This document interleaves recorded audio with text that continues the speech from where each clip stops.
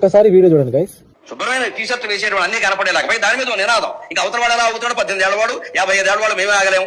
పంతులు గారు మేము ఒట్టకాలు కట్ చేసేస్తే అవుతారు మీరు. నీకెందుకు నాన్ వేసినాగా గరికపాటి శ్రీనివాసరావు గురించి మాట్లాడేంత స్థాయిరా అనేది? నీ పని నువ్వు చూసుకోవాలా. ఏంట్రా నాన్ వేసినాగా గరికపాటి శ్రీనివాసరావు గారిది పెద్ద అయింది కోసేయాలా? నువ్వు ఇండియాకి వస్తే నీకు కోసేస్తారు. ఇది ఎవడురా నాన్ వేసినాగా వాళ్ళ గురించి తప్పుగా మాట్లాడడానికి? ఆత్మొక్కగా నాన్ వేసినాగా మీ ఇంట్లో కూడా ఆడవాళ్ళు ఉన్నారు కదరా. మీ ఇంట్లో ఆడవాళ్ళని అలానే తిరగమని ఇప్పేసి మరి వాళ్ళకి చెప్పవే, వాళ్ళకు కూడా చెప్పు.